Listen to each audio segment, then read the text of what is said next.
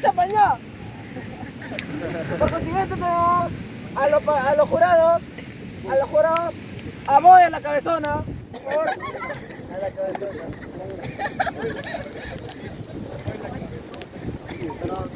¿No estaba acá? Mejor vamos con el siguiente jurado, por favor.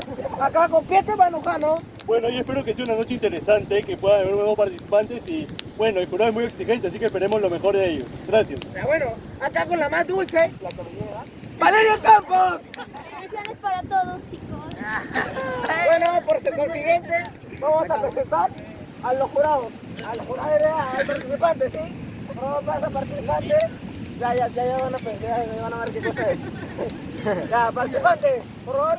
Ahí le dejo. Buenas, ¿tu nombre cuál es? Bueno, mi Ah, ya, nombre gracias. es... Dime, ¿de dónde vienes?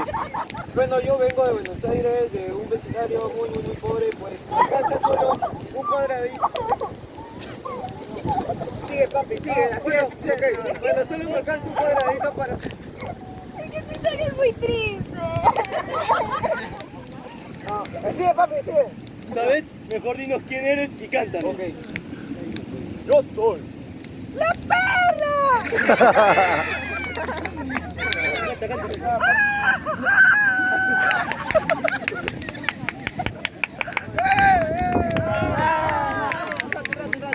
Chicos, está ahora No. El coro, quiero el coro. Yo soy. ¡La perra 2!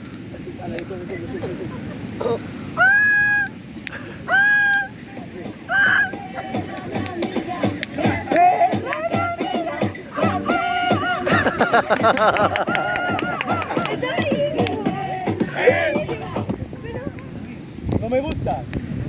¿Ya? Ya van 2 veces. ¿Por qué No, quieres ya tanto? no. ¡La historia me da mucha